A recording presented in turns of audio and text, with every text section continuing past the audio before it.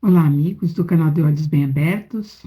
Sou a Anísia ontem e mais uma vez estamos juntos para prosseguirmos, sempre observando e absorvendo os ensinamentos de Jesus, que cada vez mais assimilamos pela nossa necessidade de crescer e de evoluir, porque é para isso que Jesus deixou a boa nova, que é para que o homem possa realmente colocar para fora aquilo que ele tem de potencialidade divina.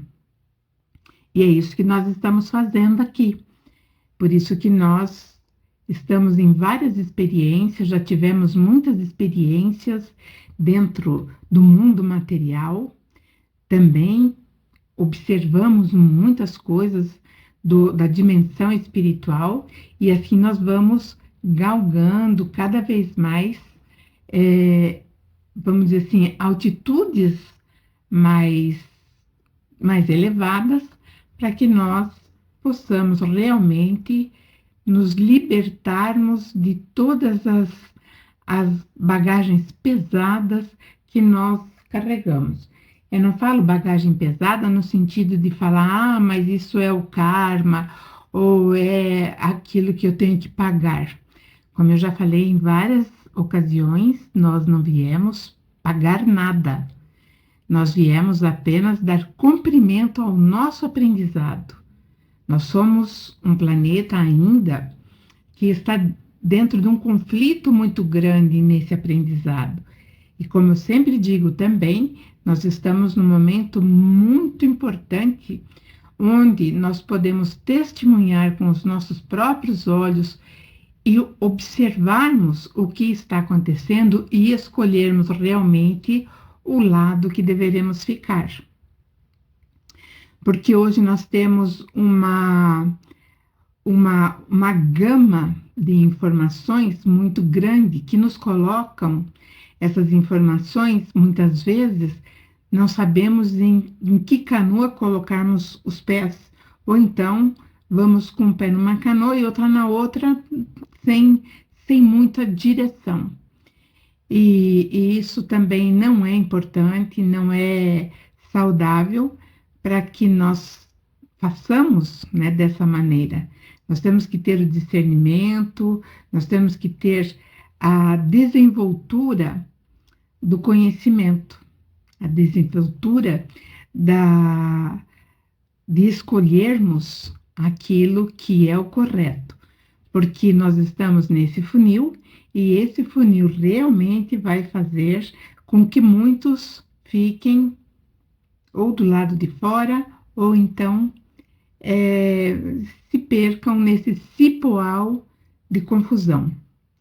E isso Jesus vem nos esclarecendo e é por isso que é muito importante que você dê o teu like, o seu like, que você curta o vídeo, compartilhe, deixe o seu comentário, qualquer coisa.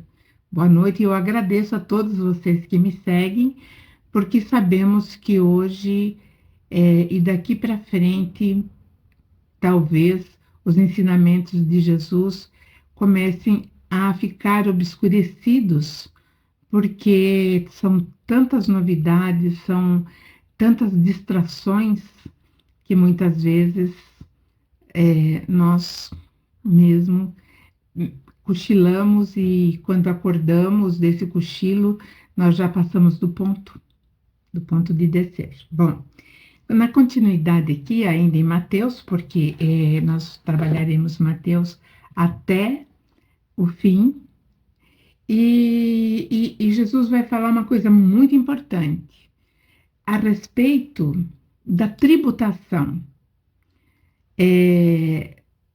daquilo que é cobrado nesse mundo. Então, hoje nós sabemos também, sentimos isso, que nós precisamos pagar impostos ou somos taxados por tudo aquilo que fazemos, pelas propriedades, pelo alimento que ingerimos, pela água que bebemos, enfim, tem taxas e mais taxas. Aqueles que, quando entram, né, no processo de decesso material, ou seja, morrem, ainda os seus familiares continuarão pagando taxas daquele terreno que ficou, né, o que está aí à disposição para o depósito dos restos mortais de uma família. Enfim, mas o assunto, embora nós tenhamos passado por uma sexta-feira, onde foi, eu não digo comemorada, mas aonde foi analisada, onde foi sentido, ou pelo menos era para ter aquela reflexão a respeito da crucificação de Jesus e por que ele foi crucificado, qual foi o grande motivo que o levou à crucificação. E, consequentemente, tivemos também, no dia de ontem, nós tivemos a Páscoa, onde foi comemorado aí sim o ressurgimento de Jesus. Eu digo ressurgimento porque ele ressurge e não dos mortos, ele ressurge dos vivos, porque afinal de contas ele estava completamente visível, perceptível e tangível. Então, Jesus, ele reaparece, e o que levou muitos a falar que ele realmente nem tinha sido crucificado, como hoje ainda tem muitos que adotam essa teoria que Jesus realmente não foi à cruz. Mas vamos falar a questão do tributo, como eu estava falando, porque os fariseus, eles tinham assim uma sanha de pegar Jesus pela palavra, de pegar Jesus por alguma coisa que contrariasse a lei de Moisés. Então, eles viviam naquela expectativa muito grande. E no momento em que Jesus estava por ali, eles enviaram os seus neófitos, os seus aprendizes, com os herodianos, que eram de Herodes, que Herodes tinha muito medo, porque todo mundo falava que Jesus era o rei dos judeus, porque ele era o Messias. Então, os herodianos, que eram os soldados, vieram também para encostar Jesus na parede. E aí eles começaram dizendo com a maior hipocrisia, falsidade. Então, eles disseram: mestre, bem sabemos que você é verdadeiro e ensina o caminho do Pai, do Criador, de Deus, segundo a verdade, e ninguém pode, né, entender ao contrário, porque você não olha a aparência das pessoas ou dos homens. Então, eles vieram com uma conversa muito mansa, primeiro fizeram aquela bajulação, chamando Jesus de mestre, que eles não consideravam, e que ele era o verdadeiro, então ele era o verdadeiro Messias. E aí, então, eles fazem uma pergunta, vamos dizer assim, uma pergunta muito maldosa, no sentido de pegar, né, o Jesus pela palavra. Então, ele diz assim: o que parece para você?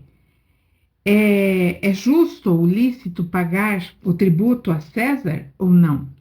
Porque naquele tempo o Império Romano estava ali e pesava nos impostos, né, nas taxas de todo Israel.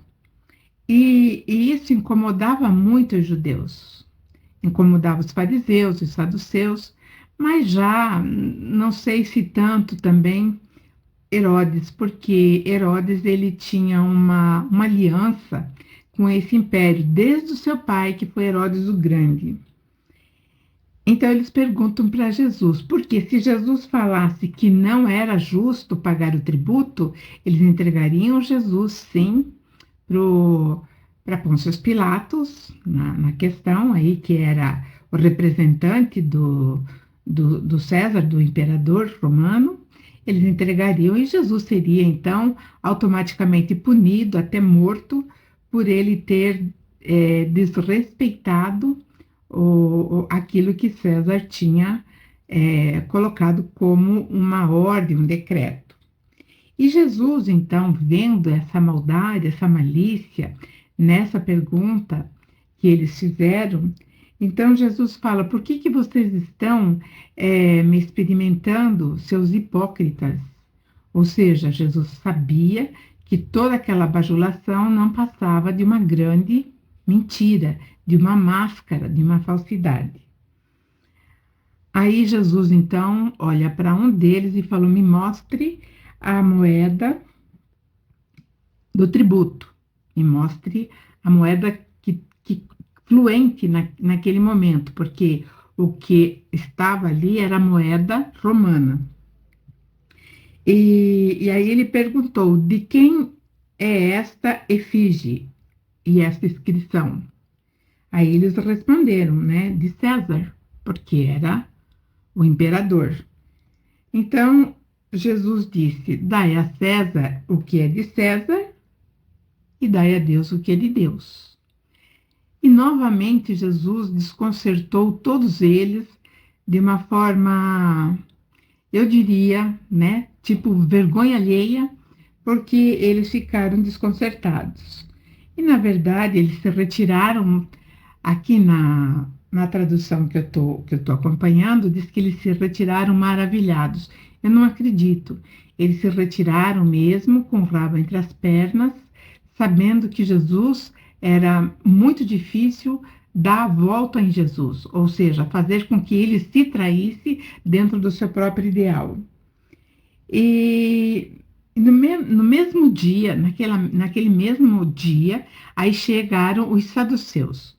Os saduceus, eles não acreditam que depois que o corpo físico morre, tem alguma continuidade de alguma coisa. Então, eles acreditavam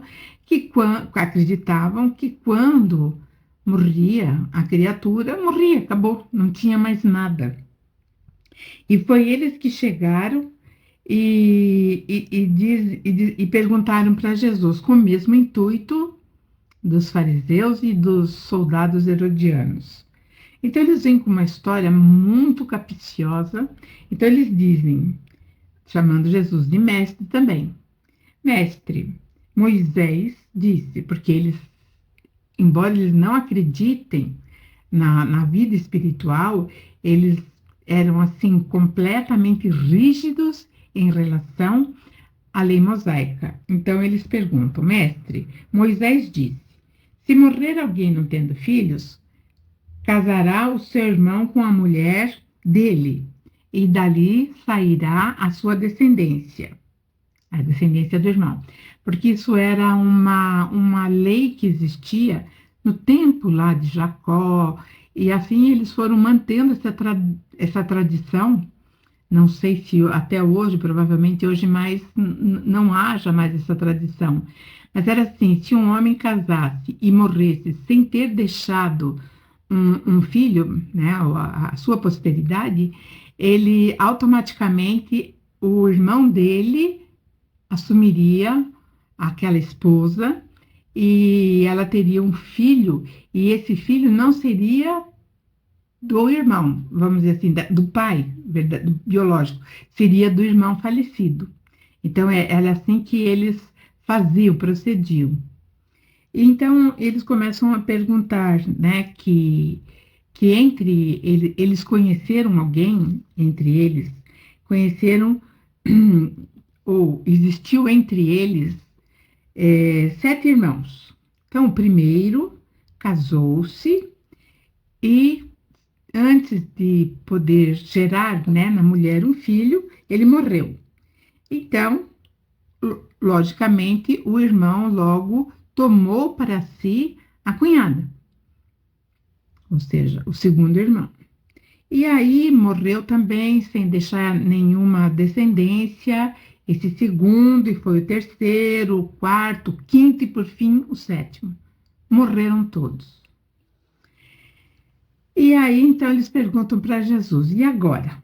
né? Portanto, e aqui existe assim uma sensibilidade muito grande em relação à tradução, em relação àquilo que foi, vamos dizer assim, é, mais, mais didático para a igreja. Eu digo que tanto a protestante quanto a romana, quanto a igreja católica. E aí então eles perguntam, quando na ressurreição, que não existia nessa época que Jesus está aqui, não existia a palavra ressurreição, e a palavra que existia era reaparecimento, né? Então, reaparecer. Então, ele diz assim, portanto, na ressurreição, de qual desses sete será a mulher? De quem, a qual deles a mulher pertenceria?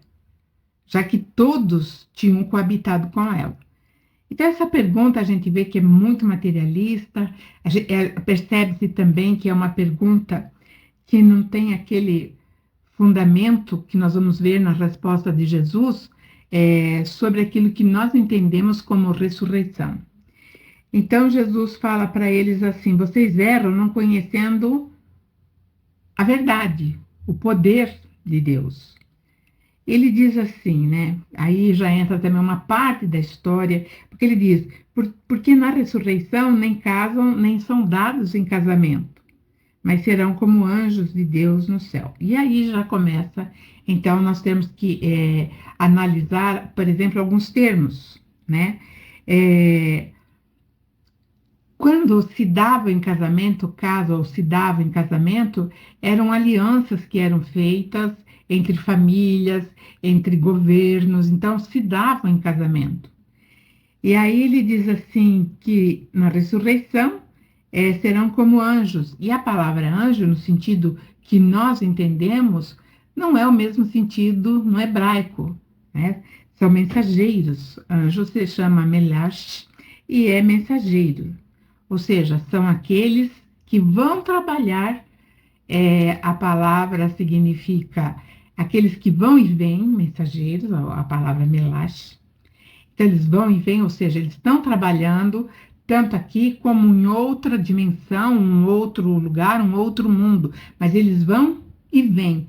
Por isso que são chamados mensageiros e que foi traduzido para a palavra anjo, que deu a conotação de serem seres angelicais, seres que não foram criados como a humanidade foi criada. E não é verdade, né? Todos nós, qualquer lugar do universo, fomos criados da mesma forma, simples e ignorantes, e a partir do momento em que nós começamos o aprendizado, ou seja, a partir do momento em que nos desprendemos do seio do Criador, ou como nós dizemos, princípio inteligente, então nós começamos a granjear as experiências que fazem a nossa bagagem que vai se ampliando, nos trazendo daí condições de tomarmos decisões entre o certo e o errado. Então, Jesus fala que é um erro, eles não conheciam isso. Aí, como eu falei, meio que desdizendo aquilo que está escrito aqui, Jesus fala: eu sou o Deus de Abraão, Deus de Isaac e o Deus de Jacó. É como se fosse uma pergunta. Ele pergunta: eu sou o Deus de Abraão, de Isaac e de Jacó? Então, nós entendemos que já tanto Abraão, Isaac e Jacó, eles tinham quem? O próprio Jesus. Era Jesus que dava todas as orientações. Ora, então ele diz: Deus não é Deus dos mortos, mas sim dos vivos. Ou seja, então, mais ou menos, ele diz o que está ali no versículo 30, falando que a vida é contínua, não para. Então, não é ressurreição, como é entendido. É, depois que há o desenlace do corpo físico, aí em determinado dia haverá, né, a ressurreição no dia do julgamento final, com a ascensão do corpo físico que lá atrás foi danificado por doenças, por mortes acidentais, por suicídios, por um monte, né, de eventos que podem resultar no falecimento ou na falência dos órgãos físicos, levando então ao desenlace. Então, Jesus fala que ele é Deus dos vivos. Se alguém quiser fazer uma releitura nessa passagem, que eu acho muito interessante, está em Mateus, do versículo, capítulo 22, versículo 23 até o 33, que é esse que nós estamos falando. E então, encerrando aqui essa parte muito importante, nós vamos entendendo que Jesus nos deixa muito claro a questão de dois fatores. Nós temos que vivenciar esse mundo, porque César representa o sistema implantado hoje no planeta Terra, que eu falei como eu falei no começo do vídeo, as taxações, os juros e tudo mais, que na verdade lesam a humanidade em tudo o que ela possui. Então, enquanto nós estamos aqui nessa caminhada terrena, nós vamos conquistando os nossos bens transitórios, nós somos taxados. Então, esse sistema não é um sistema bom. Esse sistema não provém da luz, não provém de Jesus. Mas como nós temos que nos sujeitar ainda a esse sistema, porque, né, é global, então ele diz, dai a César o que é de César. E a espiritualização, nós temos que também buscar em nós cada vez mais essa espiritualização, desabrochar as nossas potencialidades, aquilo que nós somos herdeiros direto do Criador. Então, nós somos centelhas divinas. E é isso que nós devemos fazer, é isso que nós devemos realizar no nosso dia a dia. Porque é assim que nós vamos nos transformando. Amanhã, ninguém amanhecerá santo ou completamente, né, revestido de luz, mas nós vamos procurando, sim, atingir a luz cada vez mais e melhorando a cada dia. O dia de hoje encerra e amanhã, depois de um sono, depois de uma reflexão, acordamos melhores. E é essa a proposta do nosso Mestre Jesus, ok? Então, tenha uma ótima semana. A reflexão está aí, vamos observar com profundidade e até a próxima.